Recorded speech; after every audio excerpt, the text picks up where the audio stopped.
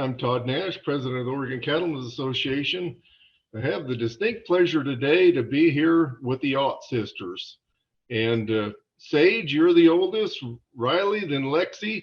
Ladies, you want to tell a little bit about yourself, where you're from and what you do there? Well, I'm from Burns, Oregon, and we help Dad with feeding cows, and yeah, I think that's it. Right? I'm Rylee, and we help feed cows with my dad. Okay, Lexi. This is Lexi, and she helps Dad. She goes with Dad a lot, and she doesn't have school, and she helps him feed cows. She helps him check our cows. And, yeah. Okay, well, I really appreciate you guys getting on here today. The Great Basin, the Great Basin Cowboys, and you guys there in Harney County live at the edge of the Great Basin, and those are really some of the best cattlemen in the world. Do you want to talk a little bit about what the difference is between a vaquero, a buckaroo, and a cowboy? Right. A buckaroo's a person that rides broncs, and a cowboy rides horses and gathers cows. Sage, did you have anything to add to that? No. No? And what's the difference between a farmer and a rancher? A farmer has like tractors and there's like fields and like plants hay and stuff, and a rancher gathers cows and he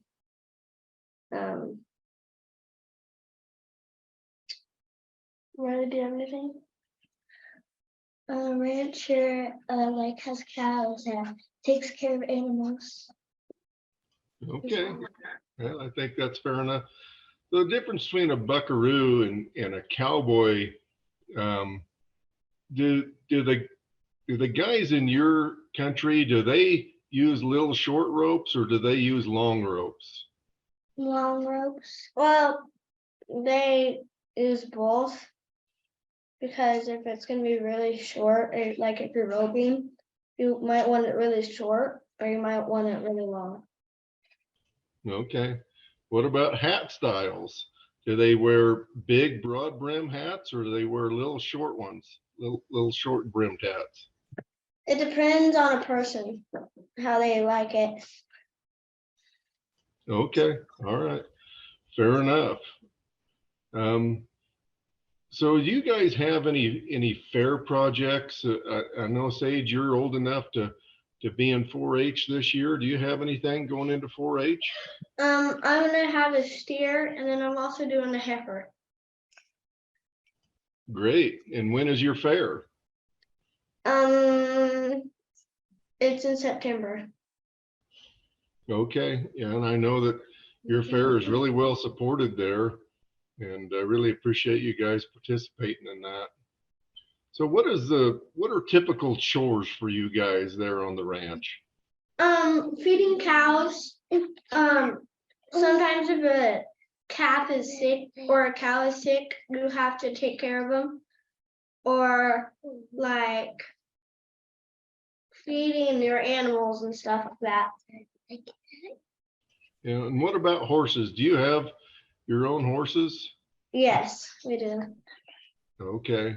Well, that's a huge privilege to be able to have a horse. I don't know if you recognize that, but you know, some of the richest people in the world, that's what they would like to have is a horse, and to be able to have that and be able to ride out and check cows with a purpose. That's a rare privilege that not a lot of people get to do. So that's wonderful.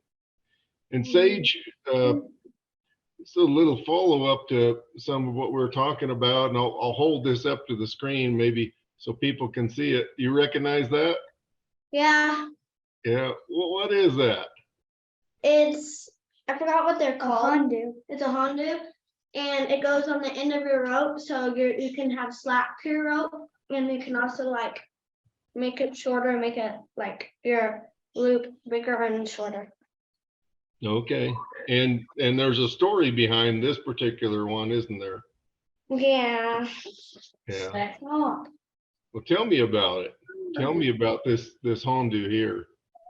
Well, I made it, and then we gave it to Mary Joe's, and then Rusty bought it, and then he bring it, and then you bought it.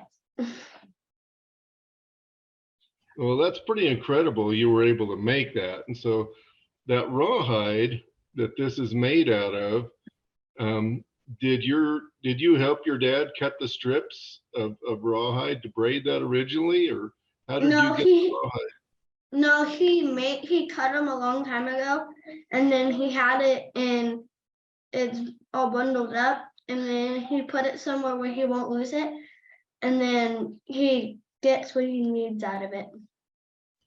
Well, that's an incredible talent to be able to braid like that. How long have you been braiding rawhide? Not very long. Is it something that you want to continue to do? Hmm. Yeah. And so if somebody wanted to buy one of these, and I think this is a really wonderful rawhide Rieta. I've had a few of them in my lifetime. This one looks really durable. And if somebody wanted to buy something like that from you, would you be willing to make one for them? Hmm. And so if they just got a hold of the Oregon Cattlemen's Association and said, hey, we want to get a rawhide Rieta from Sage Ott, we could figure out how to get that done. Hmm. And what would you charge for something like that? I'm not sure. Probably like $20 or $35. Well, I think that's maybe a little bit too cheap because it's a really quality piece of work. Well, is there anything else that you guys would want to add today? I have a couple more questions, but am I missing something that you guys would want to tell people that don't live in your area? I don't think so. Okay. Well, the last two questions I have are, legislators are meeting in Salem right now at the state capitol, and they're making new laws and amending old laws. If there was a new law that you guys could just have today, what would that be? That the, well, like,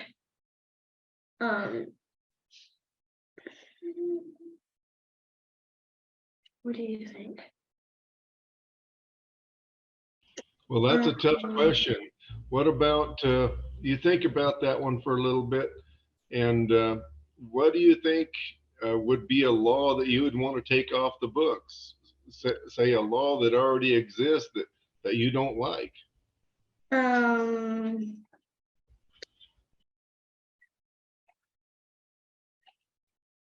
paying taxes.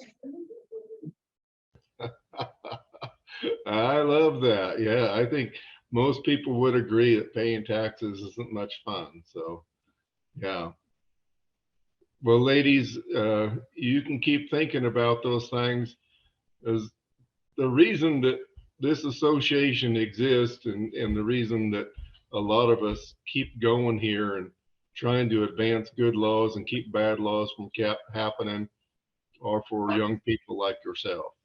And you inspire us, and we want to make a better future for you. And I think it's maybe a little refreshing to talk to people like you every now and then and keep in perspective why we do what we do. So with that, I'll let you go. Thank you much for getting on today, and look forward to seeing you soon. Bye-bye. Bye, thank you.